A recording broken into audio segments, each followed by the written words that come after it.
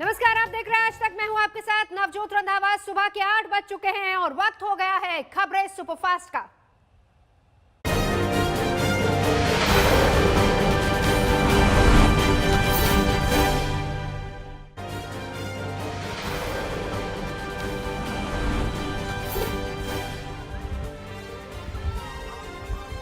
Bollywood actress Kangana Ranaut की मां आशा रनौत ने बीजेपी का दामन थाम लिया है। आशा रनौत ने कांग्रेस से इस्तीफा दे दिया है। बीजेपी से जोड़ने के बाद आशा रनौत ने कहा कि कंगना के साथ जो हुआ उसके बाद बीजेपी में आना ही पड़ा। आशा रनौत ने पीएम मोदी और गृह मंत्री अमित शाह का धन्यवाद किया है।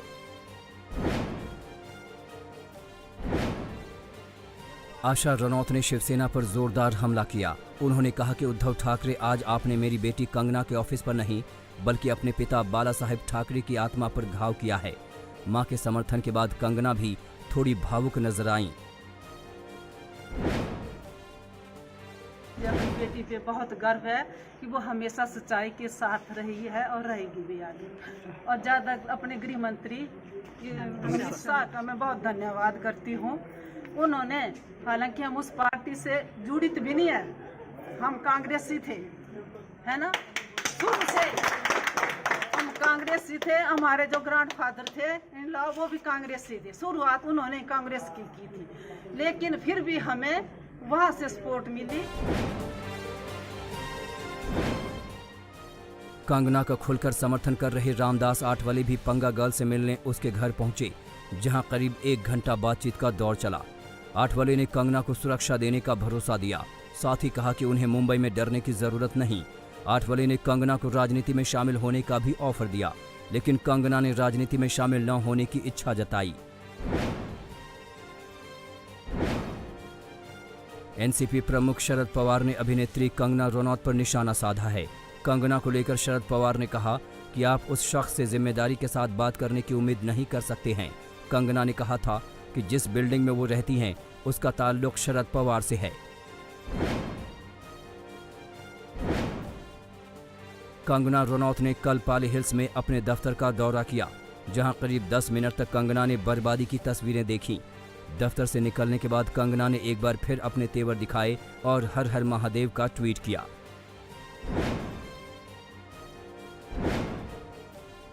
महाराष्ट्र सरकार के खिलाफ कंगना के तेवर नरम पड़ते नहीं दिख रहे। कंगना ने उद्धव ठाकरे को चुनौती देते हुए कहा कि सत्ता के लालच में उद्धव ने शिवसेना को सोनिया सेना बना दिया है। कंगना ने उद्धव को वंशवाद का नमूना बताया।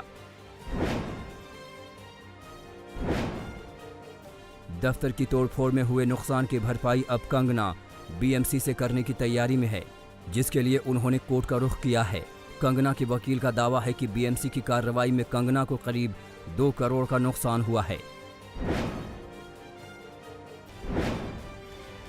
बीएमसी के एक्शन को लेकर हाईकोर्ट में हो रही सुनवाई को 22 सितंबर तक टाल दिया गया है। बीएमसी ने कार्रवाई को कानूनी प्रक्रिया के तहत बताया है। वहीं कंगना के वकील ने कोर्ट से थोड़ा वक्त मांगा था।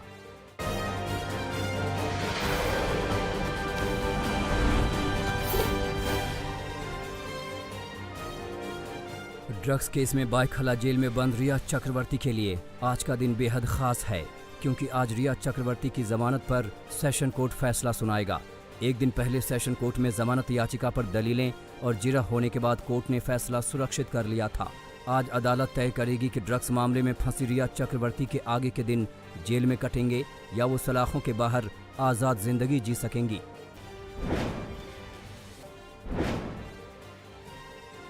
रिया चक्रवर्ती ने अपनी जमानत याचिका में नारकोटिक्स कंट्रोल ब्यूरो पर गंभीर आरोप लगाए हैं। रिया चक्रवर्ती ने अपनी जमानत याचिका में कहा है कि ड्रग्स वाले आरोप स्वीकार करने के लिए उन्हें एनसीबी ने मजबूर किया है।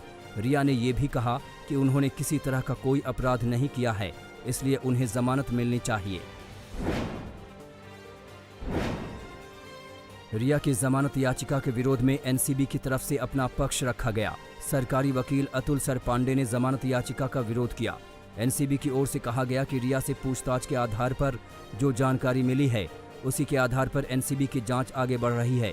रिया एक बड़े ड्रग नेटवर्क का हिस्सा हैं, इसलिए रिया चक्रवर्ती को जमानत नहीं मिलनी चाहिए।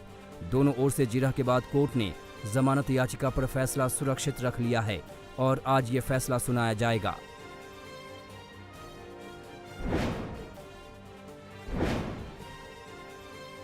ड्रग्स केस में एनसीबी की गिरफ्त में आए रिया चक्रवर्ती के भाई शोविक चक्रवर्ती ने कई बड़े खुलासे किए हैं। एनसीबी के सामने शोविक ने कबूल किया है कि वो ड्रग्स की खरीदारी करता था। इतना ही नहीं, शोविक ने माना है कि सुशांत के घर पर वो ड्रग्स ले जाता था। और तो और शोविक ने ये भी माना है कि 16 मार्च को सुशांत के घर पर उसने ड्रग्स पहुंचाया था। आपको बता दें कि शोविक के बयान के बाद ही एनसीबी ने रिया से पूछताछ की थी और उसके बाद रिया की गिरफ्तारी हुई है।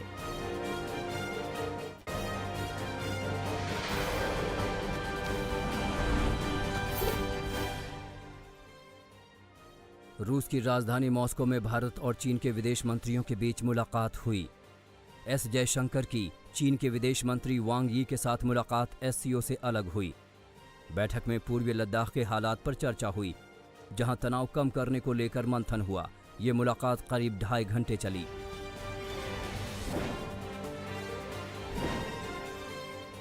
लद्दाख में जारी तनाव के बीच भारत चीन पर बढ़त बनाए हुए है। भारतीय सेना ने अब पैंगोंग सो झील के किनारे फिंगर 4 के पास कई चोटियों पर कब्जा कर लिया है। सूत्रों के मुताबिक भारतीय सेना ने अगस्त के आखिर में ही ऊंचाई वाले इलाकों पर कब्जा करने के लिए झील के दक्षिण से ऑपरेशन शुरू कर दिया था। वहीं बोफोर्स ने भी लद्दाख का रुख करना शुरू कर दिया है।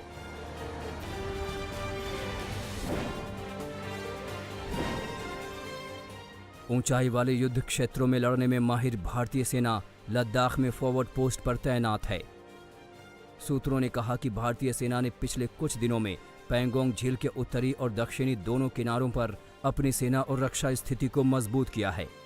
सूत्रों की माने तो पैंगोंग झील के उत्तर दक्षिण के किनारों में चीनी सैनिक वाहन के मूवमेंट हो रहे हैं। कुछ जगह पर तो भारी हथियारों से लैस सैनिक काफी करीब भी हैं। एक अधिकारी ने स्थिति को हाईएस्ट अलर्ट बताया है।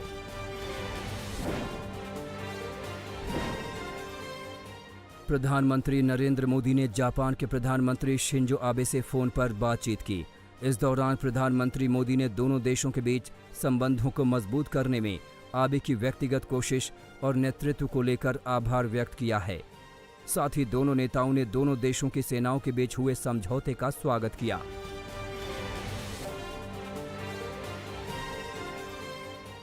दिल्ली में कोरोना की रफ्तार थमने का नाम नहीं ले रही। कोरोना के नए केस ने राजधानी में सारे रिकॉर्ड तोड़ दिए। पिछले 24 घंटे में कोरोना के 4,300 से ज्यादा नए केस सामने आए। वहीं 28 लोगों की मौत हो गई।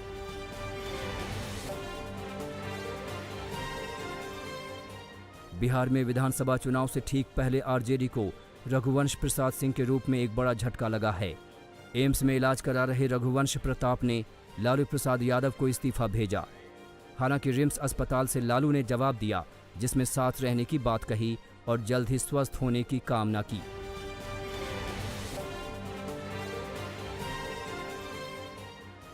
बाहुबली विधायक अनंत सिंह अब आरजेडी का दामन थामना चाहते हैं। पटना सिविल कोर्ट में अपनी पेशी के दौरान उन्होंने कहा कि वो तेजस्वी यादव को बिहार की गद्दी पर देखना चाहते हैं। पिछले लोकसभा चुनाव में भी वो आरजेडी के टिकट पर चुनाव लड़ना चाहते थे। उस समय तेजस्वी यादव ने उन्हें पार्टी में शामिल कराने से इनकार कर दिया था।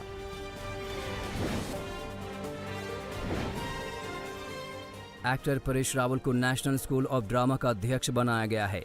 राष्ट्रपति रामनाथ कोविंद ने रावल को एनएसडी का अध्यक्ष नियुक्त किया है। उनकी नियुक्ति 4 साल के लिए की गई है। ये पद 2017 से ही खाली था।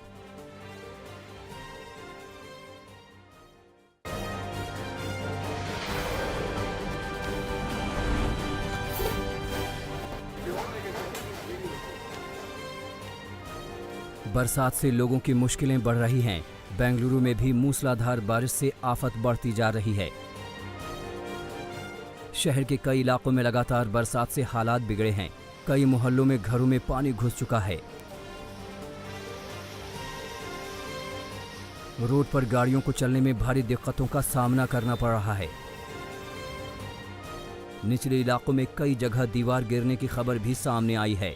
मौसम विभाग के मुताबिक बेंगलुरु में अगले 2 से 3 दिनों तक यूं ही बारिश की संभावना है।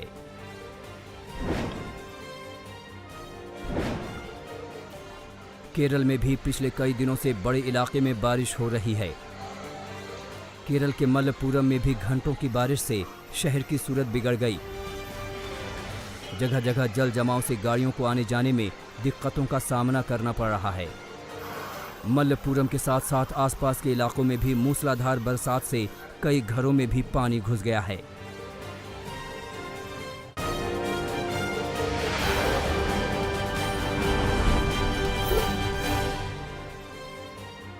पंजाब के होशियारपुर से हैरान करने वाली तस्वीरें सामने आई हैं। यहाँ एक निजी अस्पताल में मरीज और अस्पताल के कर्मचारियों के बीच भयानक लड़ाई हुई। तस्वीरों में देखा जा सकता है कि कैसे एक दूसरे पर हमला हो रहा है। कोई कुर्सियों से हमला कर रहा है तो कोई बेसबॉल स्टिक से। हंगामे में दोनों तरफ से कई लोग घायल हुए हैं।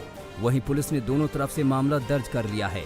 आपको बता दें कि अस्पताल के डॉक्टर पर धारा 307 यानी हत्या की कोशिश और मरीज के परिजनों पर संपत्ति को नुकसान पहुंचाने का मामला दर्ज किया गया है।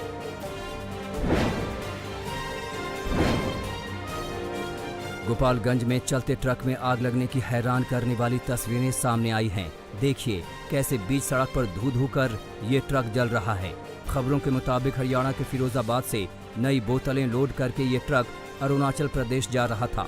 यूपी बिहार की सीमा को पार कर ट्रक जब गोपालगंज पहुंचा तो वैसे ही ट्रक में जोरदार धमाका हुआ और ट्रक जलने लगा। आसपास के लोगों ने किसी तरह मौके पर पहुंचकर ड्राइवर और हेल्पर की जान बचाई।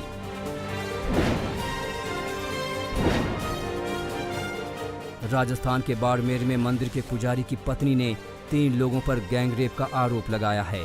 पीड़िता के मुताबिक 3 लोगों ने घर में घुसकर उसके पति को बंधक बनाया और उसके साथ गैंगरेप किया। पीड़िता ने बताया कि तीनों आरोपी कई दिनों से उस पर नजर रख रहे थे। पीड़िता की शिकायत पर एसपी ने मामला दर्ज करने का आदेश दे दिया है। उम्मीद कीजिए कि जल्द ही पुलिस आरोपियों को गिरफ्तार करेगी और उन्हें उनके अपराध की सजा कानून से मिलेगी। यूपी के चंदौली में मानव रहित रेलवे क्रॉसिंग पर एक बाइक सवार मालगाड़ी से टकरा गया। हादसा इतना भयानक था कि बाइक में आग लग गई और पलक झपकते ही बाइक राख हो गई। हादसे के बाद बाइक सवार को अस्पताल पहुंचाने की कवायद की गई, मगर अस्पताल पहुंचने से पहले ही बाइक सवार ने दम तोड़ दिया।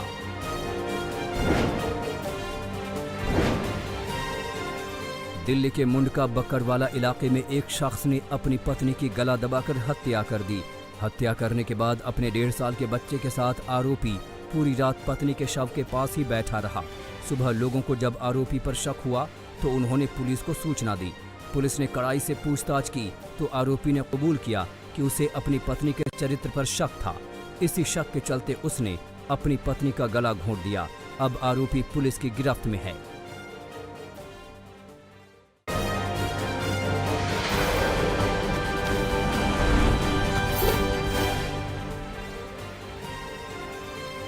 उत्तर प्रदेश के औरैया जिले में बुजुर्ग व्यापारी की बेरहमी से हत्या से सनसनी फैल गई है। हत्या लाखों रुपए के लेन देन के विवाद में की गई है। कैलाश नारायण मंगलवार को अपने 25 लाख रुपए धान मिल संचालक से लेने गए थे, लेकिन आरोप है कि मिल संचालक ने पहले तो चाय में नशीला पदार्थ मिलाकर उन्हें बेहोश कर दिया और बाद में लोहे की रॉड और ईंट से कुचलकर हत्या कर दी। फिलहाल पुलिस ने शव का पंचनामा कर पोस्टमार्टम के लिए भेज दिया है। पुलिस ने हत्या के आरोप में 2 लोगों को हिरासत में लिया है, जिनसे पूछताछ जारी है। यूपी के महाराजगंज जिले में एक नाबालिग प्रेमी जोड़े की खंबे से बांधकर पिटाई करने का वीडियो बड़ी तेजी से वायरल हो रहा है। वीडियो घुघली थाना क्षेत्र के एक गांव का बताया जा रहा है।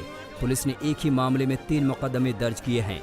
एक मुकदमा लड़की के घर वालों ने प्रेमी के ऊपर दर्ज कराया है, तो 2 मुकदमे भीड़ में शामिल लोगों के खिलाफ पुलिस ने लिखवाया है।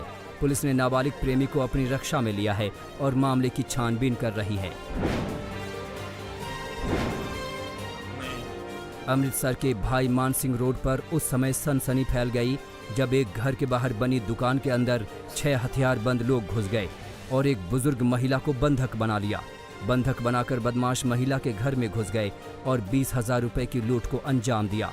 हालांकि घर से बाहर निकलते ही लुटेरे सीसीटीवी कैमरे में कैद हो गए। पुलिस ने सीसीटीवी कब्जे को लेकर जांच शुरू कर दी है। बिहार के बेगूसराय में बलान नदी के पास बने गड्ढे में पानी में डूबने से 2 बच्चों की एक साथ दर्दनाक मौत हो गई। घटना मंसूरचक थाना क्षेत्र के साठा गांव की है।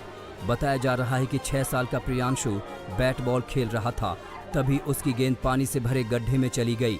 उसे निकालने की कोशिश में पैर फिसलने से प्रियांशु डूबने लगा। उसे बचाने की कोशिश में 17 साल की एक लड़की उसी पानी में डूब गई। मथुरा के थाना गोवर्धन पुलिस ने 37 साल से फरार चल रहे 20,000 के इनामी बदमाश रघुनाथ उर्फ स्वामी को धर दबोचा। अपराधियों के खिलाफ चलाए जा रहे अभियान के तहत बड़ी परिक्रमा मार्ग से रघुनाथ को गिरफ्तार कर लिया गया। पिछले 37 साल से सिंडिकेट बैंक में लूट के मामले में अपराधी फरार चल रहा था। इसके कब्जे से पुलिस ने एक चाकू बरामद किया है।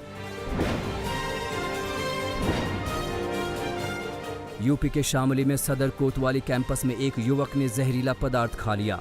युवक की जहरीले पदार्थ के सेवन से हालात बिगड़ गए, जिसके बाद पुलिस ने आनन फानन में जिला हॉस्पिटल में भर्ती किया। पीड़ित ने कई दिनों पहले सदर कोतवाली में जान से मारने की धमकी का मामला दर्ज कराया था। हालांकि आरोपी की गिरफ्तारी के बाद पुलिस ने उसे छोड़ दिया, जिसके बाद युवक ने जहरीला पदार्थ खा लिया। पश्चिम बंगाल के आसनसोल में बकरी चोरी के शक में 4 महिलाओं की लोगों ने जमकर पिटाई की। आसनसोल के निमतपुर इलाके में उस वक्त हंगामा मचा जब बकरी चोरी के आरोप में वहां मौजूद लोगों ने 4 महिलाओं को बंधक बना लिया। कानून खुद हाथ में लेकर लोगों ने महिलाओं को पीटना शुरू कर दिया। बाद में पुलिस मौके पर पहुंची और चारों महिलाओं को बचाते हुए उन्हें हिरासत में ले लिया। घटना के बाद इलाके में तनाव और दहशत है।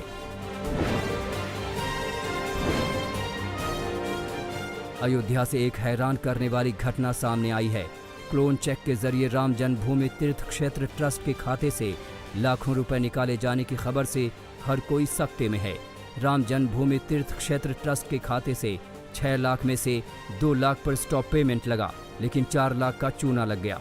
मामले का खुलासा तब हुआ जब 9,86,000 रुपए का तीसरा clone cheque bank of Baroda के लखनऊ शाखा में लगाया गया। श्री राम जन्मभूमि तीर्थ क्षेत्र ट्रस्ट का अकाउंट स्टेट बैंक में है।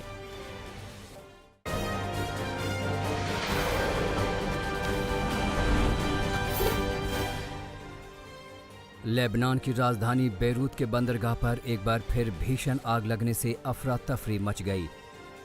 आग वाली जगह से भयंकर लपटें और काला धुआं उठता देखा गया। 4 अगस्त को भी यहां 2 जबरदस्त विस्फोट हुए थे, जिनमें करीब 200 लोगों की मौत हुई और 6,000 लोग घायल हुए थे।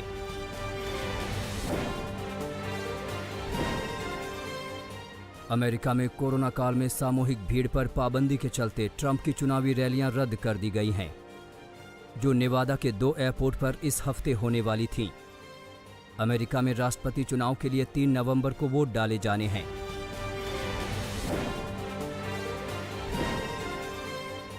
ब्रेक्सिट समझौते को लेकर गुरुवार को ब्रिटेन और यूरोपियन यूनियन के बीच आपातकालीन बैठक हुई है। ईयू के प्रतिनिधि के मुताबिक ब्रिटेन ब्रेक्सिट में अपनी शर्तों पर रियायत नहीं पा सकता। ईयू इस मामले में ब्रिटेन पर कानूनी कार्रवाई पर भी विचार कर रहा है।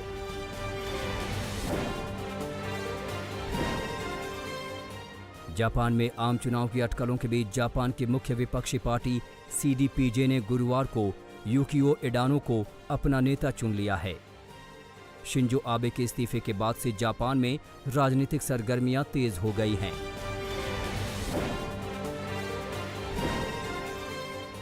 पूर्वी चीन सागर में चीनी युद्धपोतों की बढ़ती घुसपैठ से परेशान जापान ने भारत को सहयोग बढ़ाने का प्रस्ताव दिया है।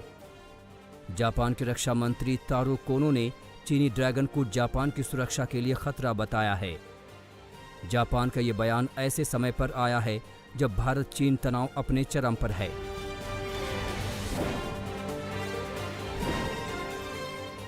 ईरान की सेना ने हरमुज के पास 3 दिनों का सालाना नौसैनिक अभ्यास शुरू किया। इस अभ्यास में नौसेना, वायुसेना और थल सेना की इकाइयों ने ओमान की खाड़ी में सैन्य अभ्यास में हिस्सा लिया।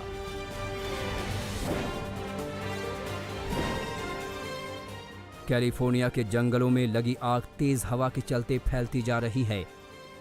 ताज़ा खबर के मुताबिक इस आग में 3 लोगों की मौत हो गई है और हजारों लोग अपने घरों को छोड़ने को मजबूर हो गए। इस बीच नेशनल गार्ड हेलीकॉप्टर की मदद से लोगों को बचाने की कोशिश कर रहे हैं।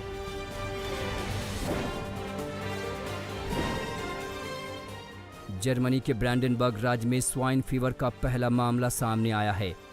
ये जंगली जानवरों के लिए घातक हो सकता है।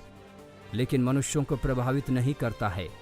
जर्मनी सरकार ने इसे गंभीरता से लेने के आदेश दिए हैं।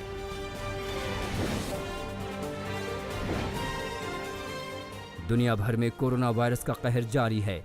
2,81,00,000 से ज्यादा लोग संक्रमित हो चुके हैं, जबकि इस वायरस से 9,08,000 से ज्यादा लोगों की मौत हो चुकी है।